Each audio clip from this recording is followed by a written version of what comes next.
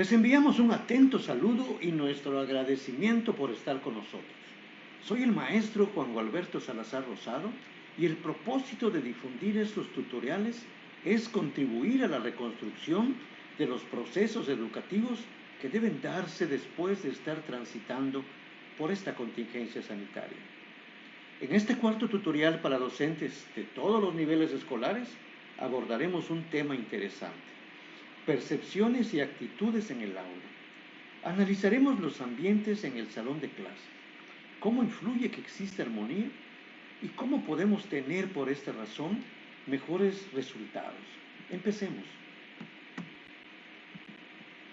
Observemos la imagen que está en la pantalla. Corresponde a un alumno de primaria alta o de secundaria. Está llegando al aula y aparentemente tarde porque se notan algunos útiles escolares en las sillas. Se observa también que el salón de clases tiene papeles tirados. ¿Pueden imaginarse el pensamiento del alumno cuando observa el espacio donde pasará al menos 4 horas de clases? El ambiente del aula influye para alcanzar o no los aprendizajes esperados. Si el salón está sucio o con las sillas revueltas, influye negativamente. Si no existe seguridad y el profesor trata al alumno de manera cortante o lo ignora, influye en su aprendizaje. Si la tarea la percibe difícil, también influye. El aprendizaje está situado en un mar de actitudes y percepciones. El profesor eficiente continuamente está atendiendo esas actitudes y percepciones, algunas veces de manera tan sutil que los alumnos no se dan cuenta de ello. Hace planes específicos para atender actitudes y percepciones específicas. En gran medida, el profesor eficiente planea la forma de lograr actitudes y percepciones que favorezcan el aprendizaje. El clima escolar es de suma importancia para el aprendizaje. Si el alumno se siente amenazado o si existe desorganización y desorden, si no encuentra un ambiente cálido, el aprendizaje es mínimo. El aprendizaje fluye más en un ambiente seguro, relativamente cómodo, en orden, donde los estudiantes se sientan apreciados.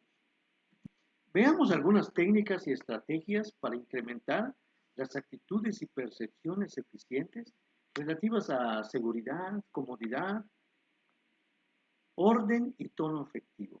Empecemos con la seguridad. 1. Es importante estar al pendiente de amenazas a la seguridad de los alumnos. Debemos ser observadores permanentes. Notar cuando un alumno amenaza a otro. Reconocer a los alumnos más vulnerables que están siendo amenazados. Ocasionalmente, caminar la escuela. En los recesos, estar pendiente de las áreas donde los alumnos podrían ser amenazados, como el patio, los baños, los pasillos. Entre más claridad haya en las reglas acerca de la seguridad física de otros, más fuerte será el mensaje que le demos a los alumnos. Establecer reglas que cubran componentes como una afirmación clara de las consecuencias que habría para quien amenace o lastime a otro. Es importante monitorear sistemáticamente el grado en el cual los alumnos se sienten seguros en el salón. Si los alumnos se sienten inseguros, pedirles que identifiquen las situaciones específicas que los amenazan. Trabajar con el grupo para detectar situaciones amenazantes. Hay que lograr que exista un ambiente de tranquilidad en el aula. Veamos ahora cómo desarrollar actitudes para la comodidad y el orden en el salón de clases. El primero, revisar el aula constantemente con pensamiento crítico. ¿Está mi salón libre de caos y desorden? ¿Están organizados los muebles de tal manera que faciliten el movimiento por el salón? ¿Está limpio? ¿Son adecuadas la luz y la temperatura? ¿Hay objetos que den una atmósfera de comodidad, como plantas, cuadros, material didáctico o pensamientos positivos en las paredes? Basándonos en estas respuestas, debemos hacer las correcciones. Punto 2. Realizar actividades físicas. Un principio básico de comodidad es que el cuerpo humano trabaja más eficientemente si no tiene que estar en una misma posición por periodos prolongados. El aspecto 3, las reglas y procedimientos, los abordaremos en la siguiente lámina. El aspecto 4, pedir a los alumnos que describan con detalle cómo les gustaría tener su espacio personal, su silla, su mesa banco y las áreas comunes también del salón de clase. Hacer lo posible porque estén todos a gusto. En el punto 5, el control de pensamientos es una estrategia interesante. Es el acto de bloquear mentalmente pensamientos distractores.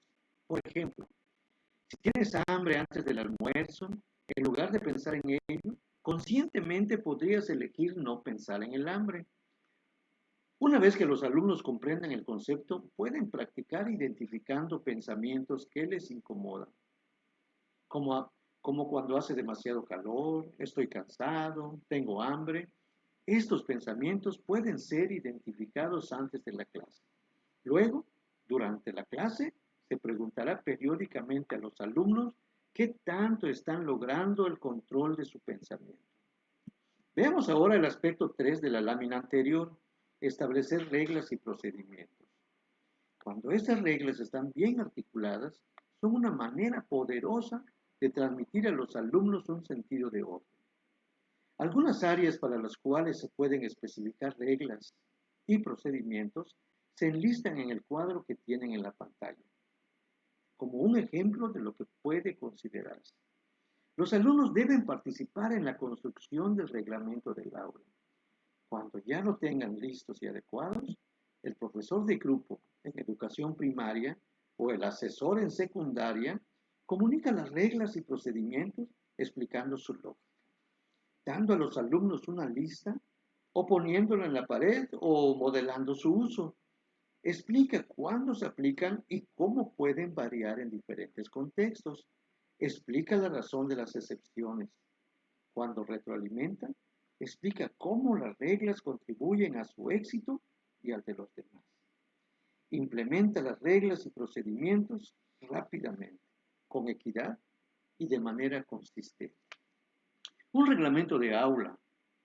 Creemos que si no es coercitivo y al contrario es incluyente, ayuda mucho a establecer un buen ambiente de enseñanza en el salón de clases.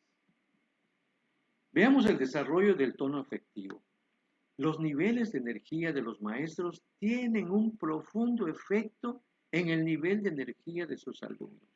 Debemos cuidar el detalle de la sonrisa, un buen comentario, utilizar palabras de aliento. El humor es una manera muy poderosa de crear un tono afectivo para un aprendizaje apropiado.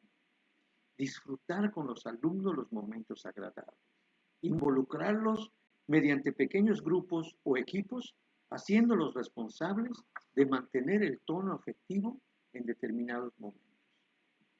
Podemos concluir este tema en el que nos apoyamos con el libro Dimensiones del Aprendizaje de Robert Marzano con esta frase.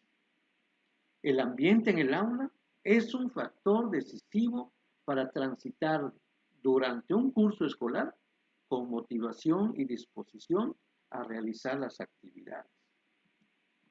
Pretendemos que este tutorial sirva de apoyo para hacer de las aulas lugares que disfruten los docentes y sus alumnos. Muchas gracias por estar con nosotros. Si crees que es de utilidad, sigue visitando nuestra página. Hasta luego.